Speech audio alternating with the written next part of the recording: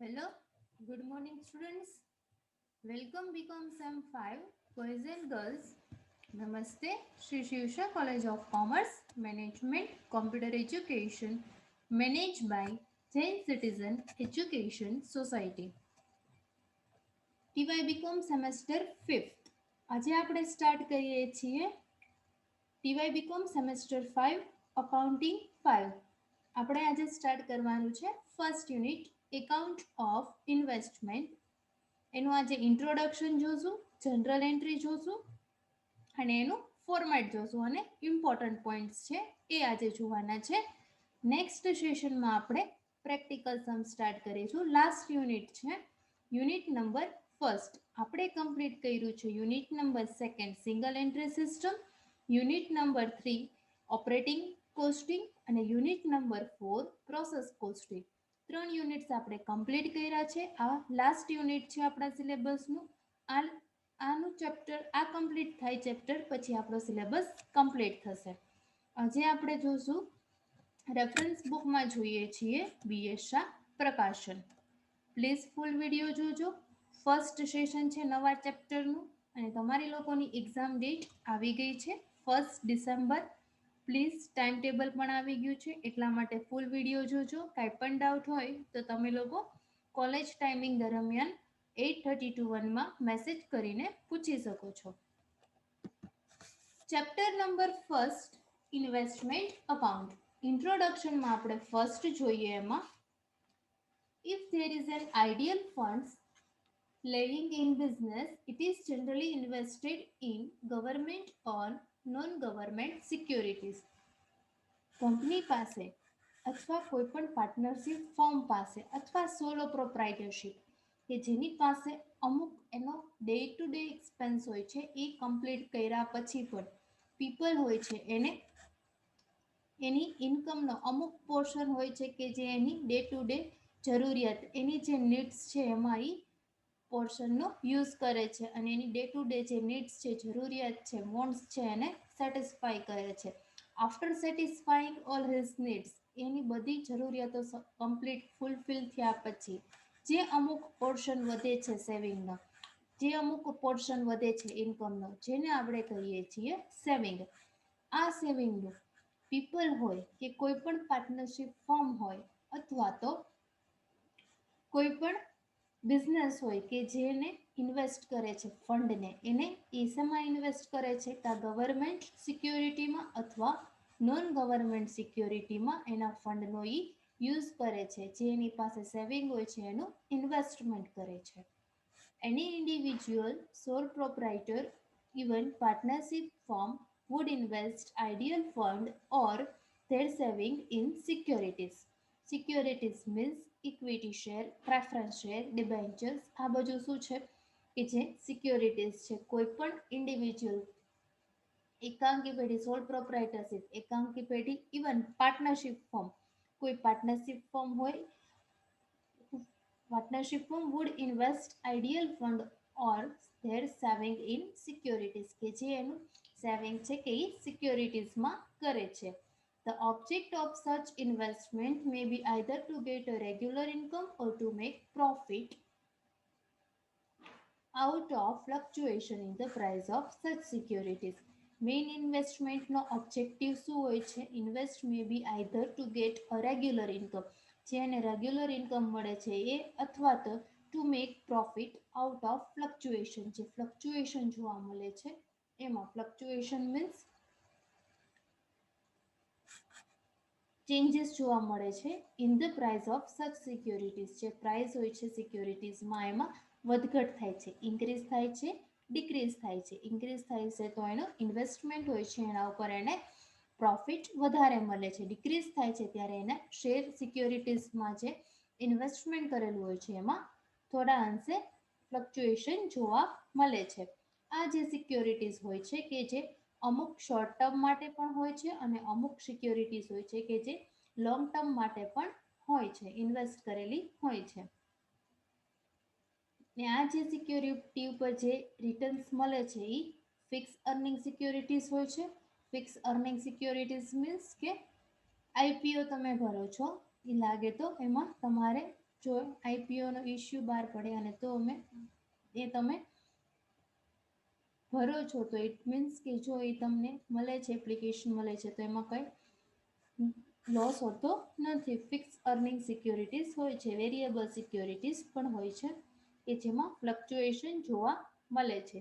Debenture છે, bond છે કે ગવર્મેન્ટ કે જે કંપનીઝ દ્વારા ઇસ્યુ કરવામાં આવે છે, આ બધી શું છે કે જે ફિક્સ અર્નિંગ સિક્યોરિટીઝ છે. જ્યારે શેર્સ છે કે જે શું છે વેરિયેબલ સિક્યોરિટીઝ કહેવામાં આવે છે કે એના ઉપર રેટ ઓફ ડિવિડન્ડ ફિક્સ હોતું નથી. કંપનીને જો પ્રોફિટેબિલિટી થાય તો એ ડિવિડન્ડ પેમેન્ટ કરે છે. જો કંપનીને સારા પ્રમાણમાં પ્રોફિટેબિલિટી નથી થતી તો એ ડિવિડન્ડ પેમેન્ટ કરતી નથી. અને જો કંપનીને સારામાં સારું ડિવિડન્ડ મળે તો કંપની ઇન્ટ્રીમ ડિવિડન્ડ પણ ડિક્લેર કરે છે. ઇન્ટ્રીમ ડિવિડન્ડ મીન્સ કે 6 મહિનાના દરમિયાન વચગાળાનું ડિવિડન્ડ જેને કહેવાય છે કે વર્ષના 2 વખત ડિવિડન્ડ ડિક્લેર કરે છે કે જેને ઇન્ટ્રીમ ડિવિડન્ડ, વચગાળાનું ડિવિડન્ડ 6 મંથના અંતે પણ ડિવિડન્ડ ચૂકવે છે. આ આપણે જોયું ઇન્ટ્રોડક્શન. હવે આપણે આગળ જોઈએ છીએ methods of investment.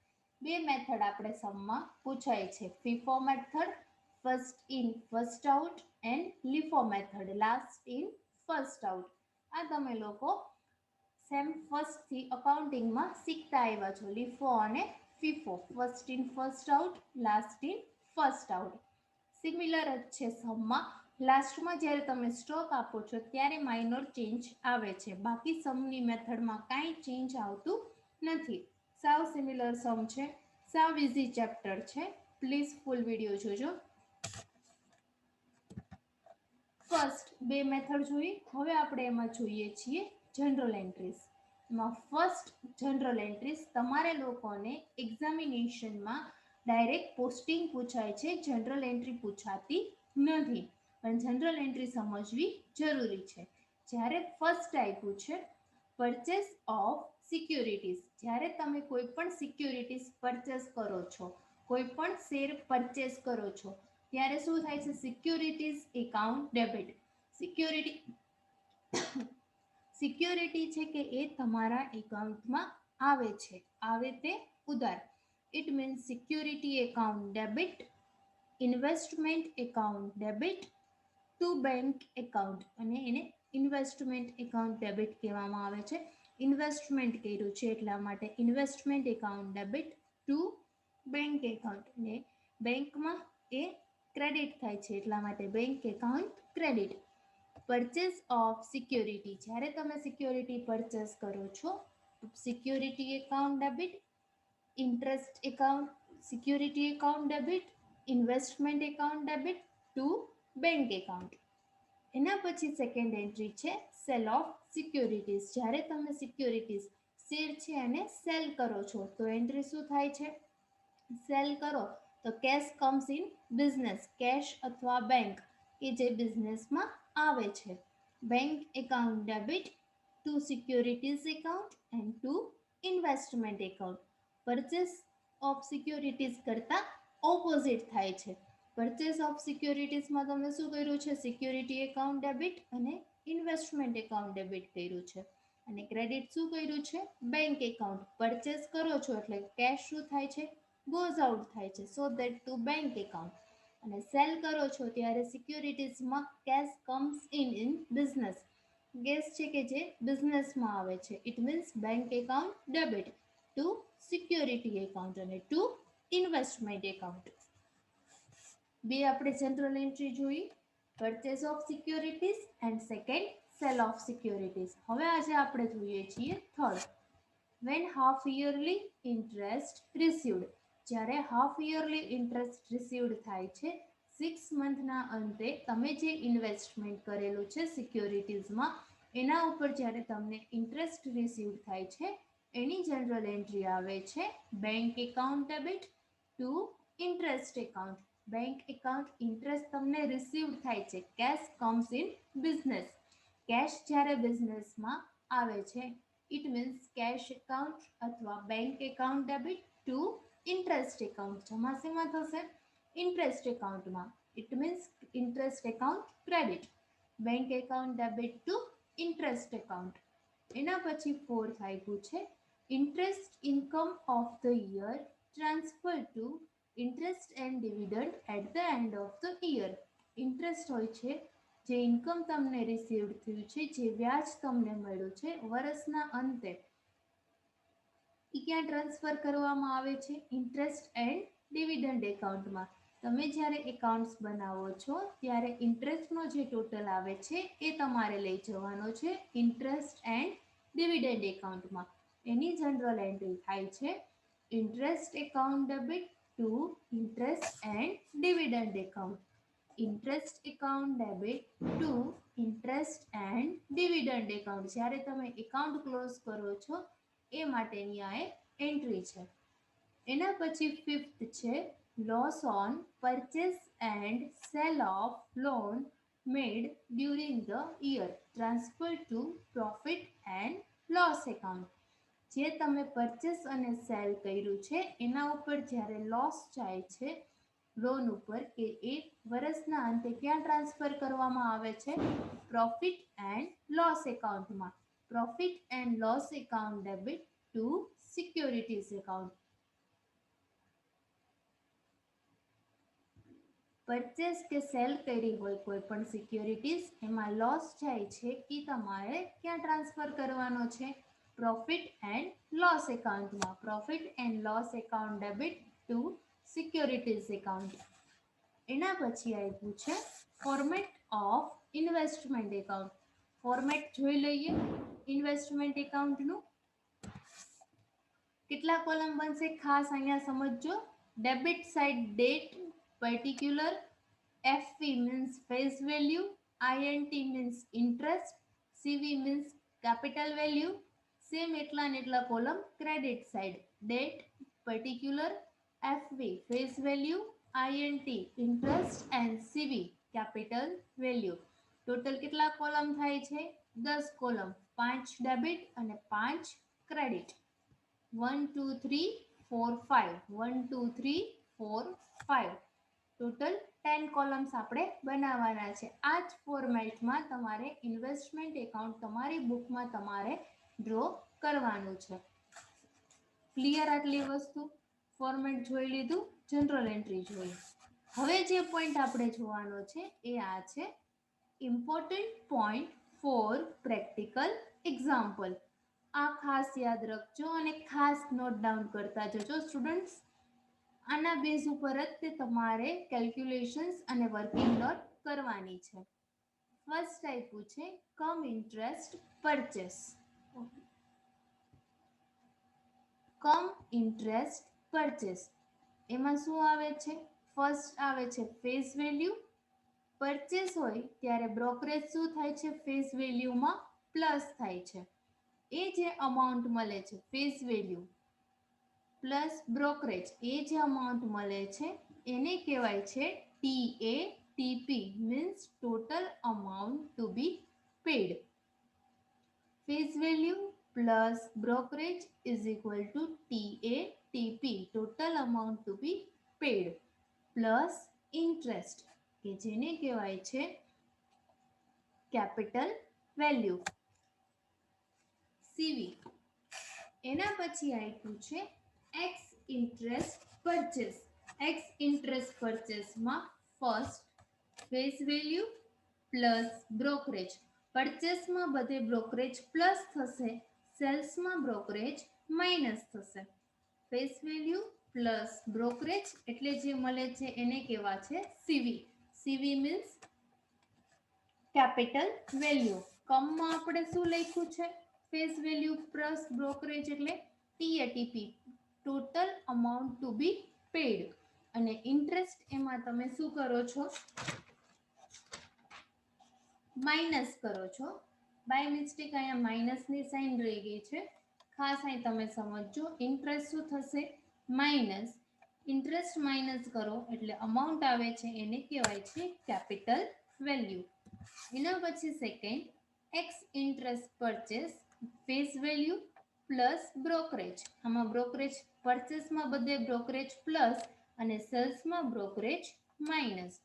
Face value plus brokerage એટલે મળે છે તમને કેપિટલ વેલ્યુ પ્લસ ઇન્ટરેસ્ટ એક્સમાં ઓલવેઝ પ્લસ અને કમમાં માઇનસ પ્લસ ઇન્ટરેસ્ટ એને કહેવા છે ઇન્ટરેસ્ટ પ્લસ કર્યા પછી સીવીમાં TA TP total amount to be paid એના પછી થર્ડ છે કમ ઇન્ટરેસ્ટ સેલ એમાં આવે છે face value minus brokerage TATP minus interest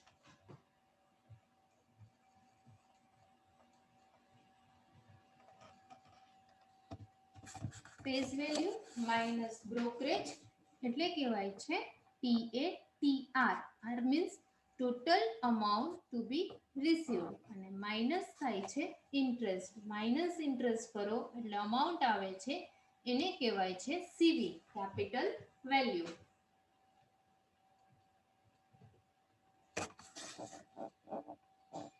સેલ્સમાં શું કર્યું આપણે બ્રોકરેજ માઇનસ પરચેસમાં બ્રોકરેજ કેવું કર્યું એક્સ હોય કે કમ હોય પરચેસમાં બ્રોકરેજ પ્લસ જોતા જાઓ પરચેસ ફર્સ્ટ એમાં બ્રોકરેજ શું કર્યું પ્લસ આ પરચેસ એક્સ હોય કે કમ બ્રોકરેજ શું થાય પ્લસ સેલ્સમાં શું થાય બ્રોકરેજ માઇનસ ફેસ વેલ્યુમાં બંનેમાં બ્રોકરેજ માઇનસ એક્સ હોય ત્યાં ઇન્ટરેસ્ટ પ્લસ અને કમ હોય ત્યાં ઇન્ટરેસ્ટ માઇનસ એક્સ આપ્યું છે કમ આપ્યું છે તો ઇન્ટરેસ્ટ માઇનસ એક્સ આપ્યું છે તો ઇન્ટરેસ્ટ પ્લસ આગળ આપણે જોયું કમ ઇન્ટરેસ્ટ પરચેસ તો ઇન્ટરેસ્ટ માઇનસ કમમાં માઇનસ 4 પોઈન્ટ આપણે જોવાના છે cum interest purchase ex interest purchase cum interest sale ex interest sale TATP P ક્યારે આવે જ્યારે પરચેસ હોય ત્યારે અને એસ ટીએટીઆર ક્યારે આવે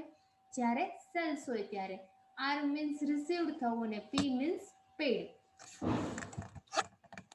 એક્સ ઇન્ટરેસ્ટ પરચેસ એમાં આવે છે face value plus brokerage is equal to CV આ પ્રેક્ટિકલ તમે સમ જ્યારે કરશો ત્યારે તમે ઇઝીલી સમજી શકશો અત્યારે તમને એમ થતું હશે કે આ નથી સમજાતું બટ તમે પ્રેક્ટિકલ સમ તમે ઇઝીલી સમજી શકશો પ્લસ ઇન્ટરેસ્ટ એટલે TATP total amount to be paid cum interest sale face value minus brokerage એટલે મળે છે ટીએટીઆર જે અમાઉન્ટ મળે છે એના પછી આવે છે ઇન્ટરેસ્ટ માઇનસ થાય છે અને પછી તમને જે મળે છે એ આવે છે કેપિટલ વેલ્યુ એના પછી x interest purchase face value minus brokerage કે જેને કહેવાય છે કેપિટલ વેલ્યુ પ્લસ ઇન્ટરેસ્ટ એને કહેવાય છે ટીએટીઆર total amount to be received અહીંયા આપણે કમ્પ્લીટ કરીએ છીએ આ સેશન ઇમ્પોર્ટન્ટ પોઈન્ટ જોયા અને તમે બુકમાં નોટ ડાઉન કરતા જજો બધું